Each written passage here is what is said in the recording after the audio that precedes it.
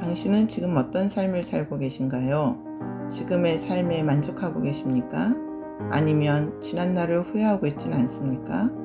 안녕하세요. 함께 사는 세상TV 이미숙입니다. 사람은 하루하루를 살면서 후회하지 않는 사람은 없을 것입니다. 그런데도 나는 오늘을 돌아보니 참 잘 살았구나 하는 사람은 행복한 사람일 것입니다. 대부분의 사람들은 나는 절대 후회하지 않아 하면서도 나중에 자기 삶을 뒤돌아보면 후회가 가득하다는 말을 합니다. 오늘은 후회 없는 삶이란 어떤 삶인지 함께 나눠보도록 하겠습니다. 요한일서 4장 7절 8절 사랑하는 자들아 우리가 서로 사랑하자. 사랑은 하나님께 속한 것이니 사랑하는 자마다 하나님께로 나서 하나님을 알고 사랑하지 아니하는 자는 하나님을 알지 못하나니 이는 하나님은 사랑이심이라. 세상에 육신을 입고 태어난 사람은 죽음 또한 피해갈 수 없습니다. 그런데 이 세상에서 살 동안 당신은 후회 없는 삶을 살았습니까? 죽음을 앞둔 사람들의 공통점은 자신의 삶을 뒤돌아볼 때 후회하는 사람이 대부분입니다. 어느 장로님의 고백입니다. 이분은 교회 일이라면 만사를 제쳐두고 자신의 물질과 시간을 들여 충성했습니다. 그런데 세월이 흘러 은퇴를 한 후에는 자신이 지금까지 예수를 믿어도 무엇을 위해 살았는지 모르겠고 모든 것이 후회로 남는다는 고백의 말은 비단 이 장로님만의 고백은 아닐 것입니다. 특히 하나님의 사랑을 떠난 사람들은 교회에 나와 예배를 드리고 교회에서 진행하는 집회에 빠지지 않고 새벽 기도를 열심히 드리고 봉사하고 찬양하며 매일 성경 공부를 해도 내 마음을 채울 수 없습니다. 세상의 것으로는 더욱 많은 후회를 남길 것입니다. 그런데 후회하지 않는 것 딱 한 가지가 있습니다. 그것은 바로 사랑입니다. 그렇다면 사랑은 무엇입니까? 사랑이라는 것에 대해 진지하게 생각해 보신 적이 있습니까? 하나님은 사랑이라고 하는데 그 사랑이 무엇인지, 내가 진정한 사랑을 하면 어떤 삶을 살아야 하는 것이고 어떤 축복 안에서 살아야 하는 것인지 단 한 번이라도 생각해 보신 적이 있으십니까? 말씀에 하나님을 알고라고 합니다. 하나님을 안다는 것은 사랑의 주인이 하나님인 것을 아는 것입니다. 하나님을 알지 못하면 사랑을 알 수 없고 지나온 세월이 의미가 없고 허무만 남습니다. 우리가 이 세상을 떠날 때 가지고 갈 수 있는 것은 눈에 보이는 돈, 명예, 권세가 아닌 딱 한 가지 바로 사랑입니다. 임종 직전을 앞둔 사람의 후회는 돈, 명예, 권력, 환경에 대한 후회가 아니라 사람을 용서하지 못한 후회, 축복하지 못한 후회, 좀 더 사랑하지 못한 후회입니다. 사람이 죽을 때 이렇게 후회하는 것은 죽은 다음 사후세계가 있기 때문입니다. 전도서 12장 13절 일의 결국을 다 들었으니 하나님을 경외하고 그 명령을 지킬지어다. 이것이 사람의 본분이니라.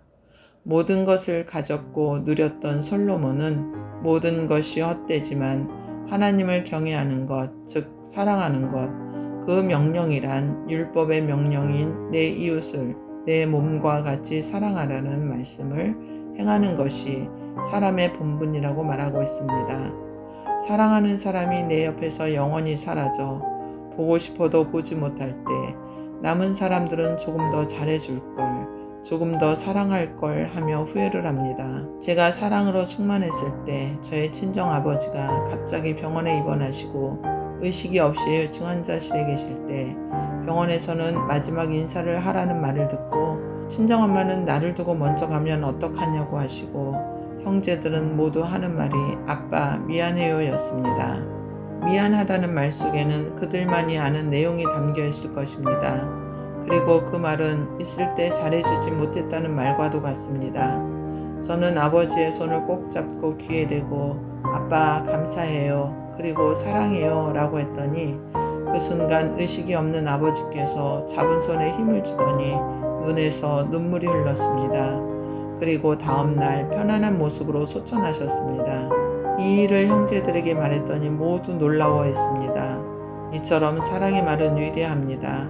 그런데 우스운 것은 가족끼리 사랑한다는 말을 더 많이 해야 하는데 왜인지 사랑한다는 말을 잘 하지도 않거니와 그 말을 듣는 사람마저 머쓱해지고 심지어 벌레가 살을 타고 기어가듯 오소소 소름이 돋는다는 말을 심심치 않게 들었을 것입니다.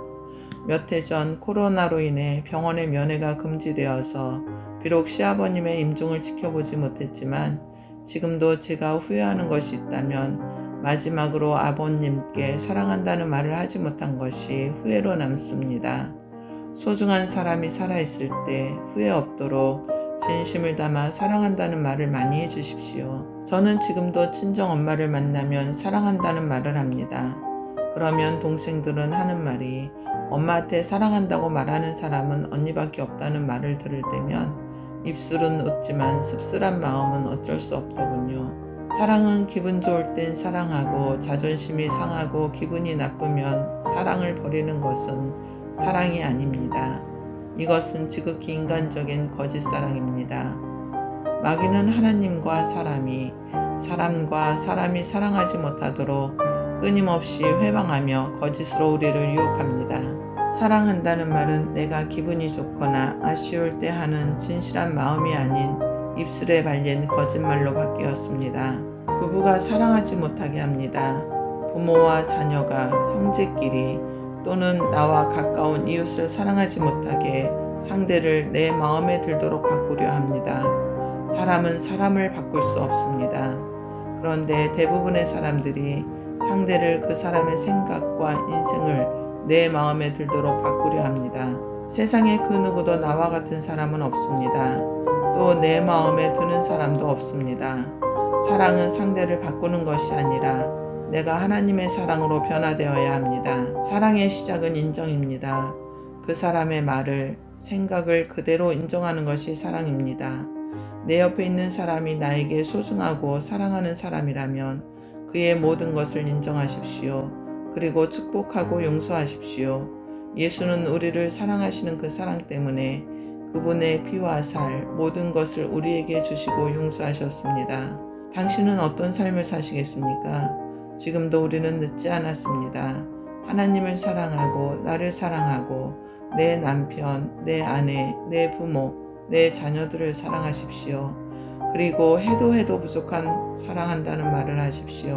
하나님을 사랑하고 내 이웃을 사랑하는 것, 이것이 하나님이 주신 최고의 축복인 것입니다.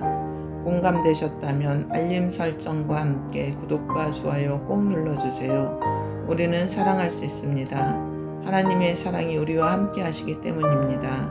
오늘도 하나님의 사랑의 기적을 이루는 행복의 주인공이 되시기를 축복합니다. 감사합니다.